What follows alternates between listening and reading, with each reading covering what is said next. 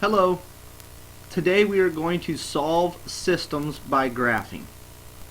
So first of all, we have to decide what a system is.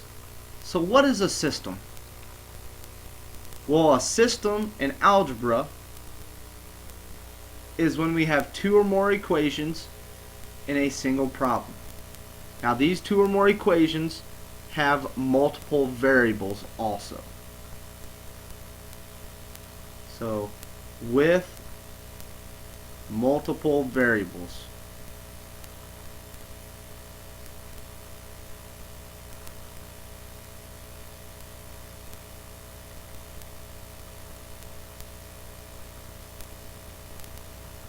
So we are going to actually graph this system, which means we're going to graph more than one equation for each problem.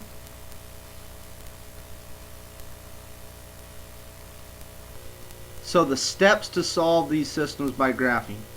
First, we're going to graph each equation separately. Then where the two lines intersect, that will be our solution. Now we want to check it, so we want to check our answers by plugging in the ordered pair that we got from where the two lines crossed.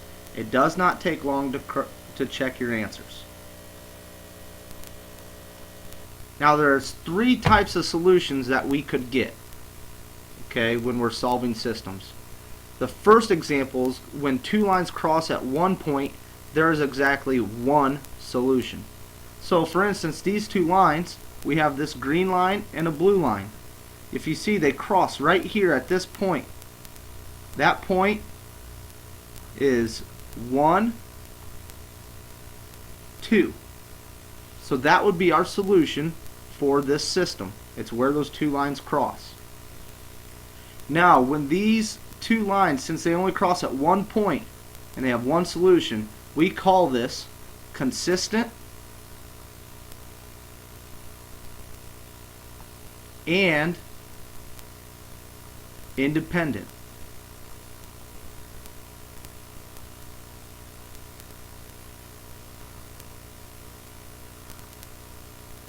They are consistent because they cross. Consistent means they have a solution in common. They're independent because these two lines are independent of each other. They're two totally different lines. So consistent means they have a solution in common. Independent means they're two different lines.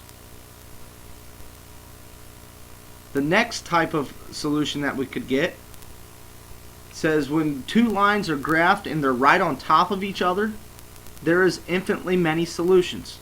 Now if you look, if I move this green line, there's a blue line underneath it. Okay? These two lines are right on top of one another, so they're the exact same lines. So these lines end up being the same, so they're going to cross at every single point on that graph. So right here, right there, and so on. So what we call these is they are consistent because they do cross each other, and they are dependent. So remember, consistent means that they cross, they have a solution in common. Dependent means these two lines depend on each other. They're the exact same lines. They're not different, like the last example.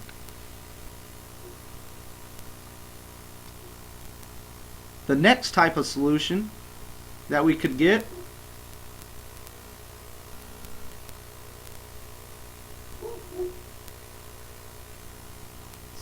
the next type of solution that we could get is when two lines that are graphed and are parallel to each other, these two lines will never touch.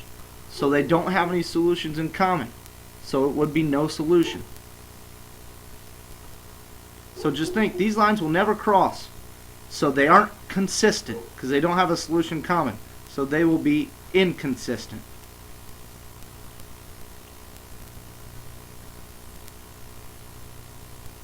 And that's how we would name them, these types of solutions. So let's try one. We're going to solve this system by graphing. These two equations, they're in slope-intercept form. So y equals negative 2x. This is my slope.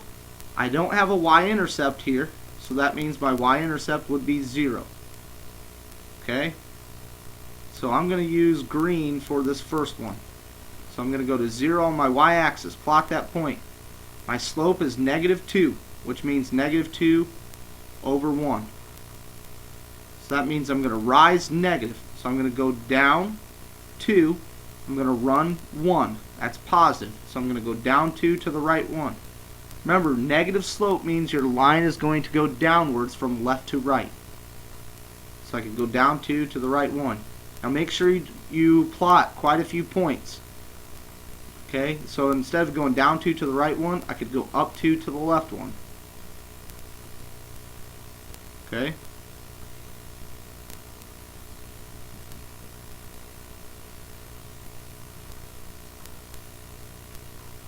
So for the second one, I will use a blue line.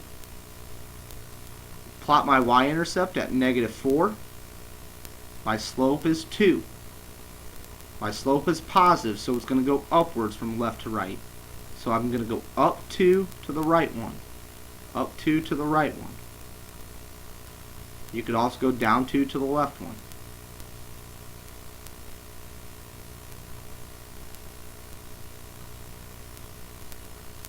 So now if you notice, where do these two lines intersect?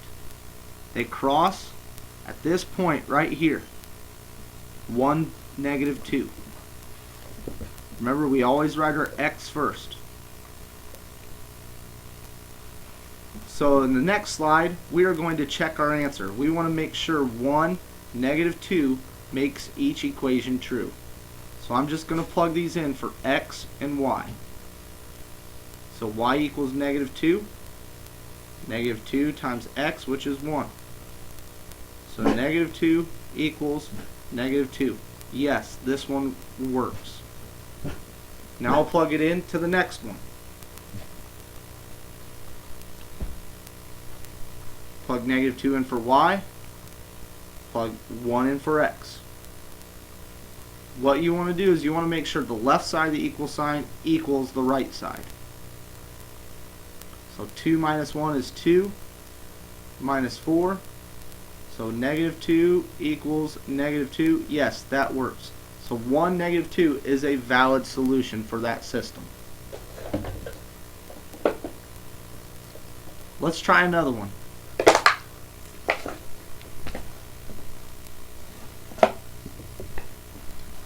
So y equals x.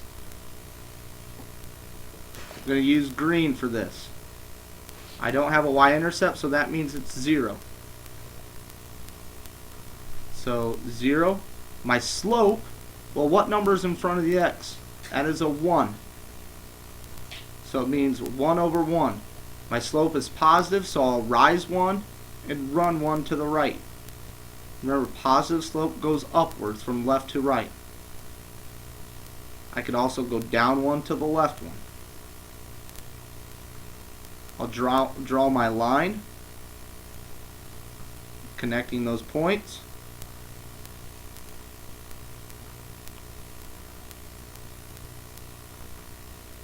Then my next line, I'll plot that. I'm going to use blue to plot my points. My slope is negative 1. And my slope is 1/2 and my y-intercept is negative 1. So I'll plot my y-intercept at negative 1. My slope is 1/2. So they're both positive. It's positive slope, so it's going upwards. So I can go up 1 to the right 2. Up 1 to the right 2. So as you can see, I'm not going to be crossing up here. I'm going to cross somewhere down here in this quadrant. So from here I could go down 1 to the left 2. Down 1 to the left 2. Can draw my line connecting those points.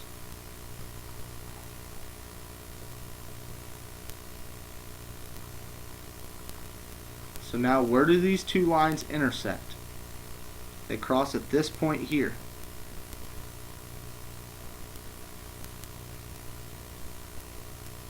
Which is -2, -2.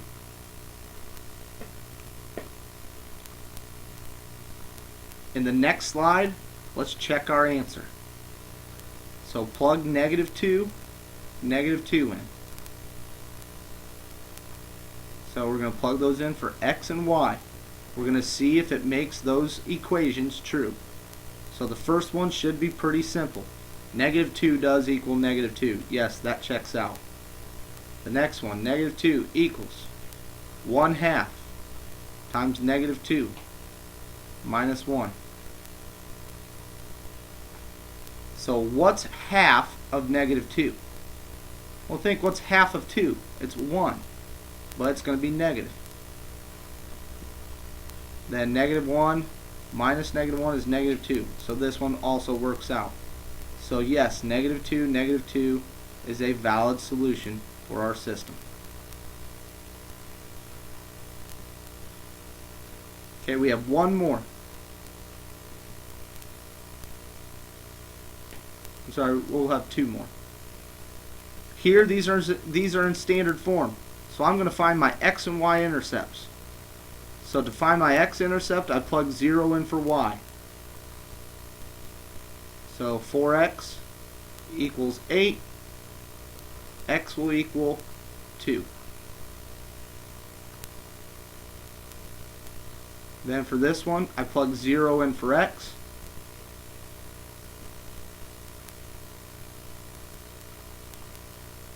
So these are just going to be 0.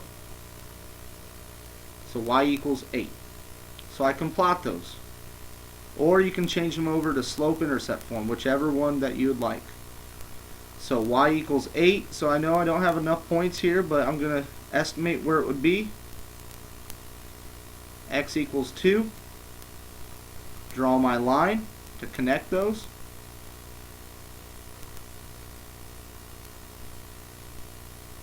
The next one, I'll find the x and y intercepts also. Or you can change it over to slope-intercept form by getting the y all by itself. But if I want to find the x and y intercepts, first, if I plug 0 in for y, that is gone. So I'd have 2x equals 18. Divide by 2, x equals 9. Then I can do the same to find the y-intercept.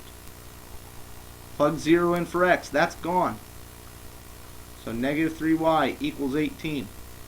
Divide by -3. Y equals -6. So now I can plot my x and y intercepts. So x equals 9. So 6, 7, 8, 9. Going to be somewhere over here. Y equals -6. Connect those points with a line.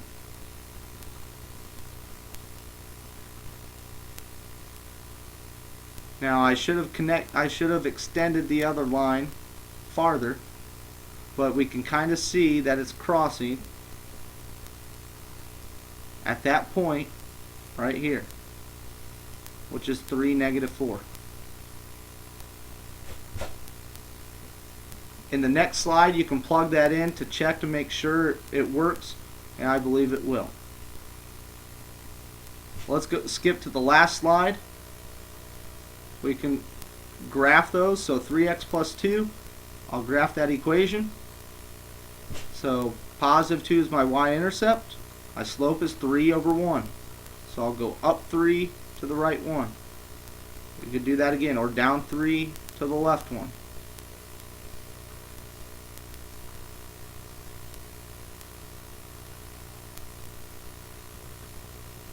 I know my line's off just a little, kind of running out of time. Here I'm going to add 3x to both sides. So I have y equals 3x minus 2. So -2, up 3 to the right 1, up 3 to the right 1. Draw your line. Will it look like these will ever cross? No, so our answer would be No solution.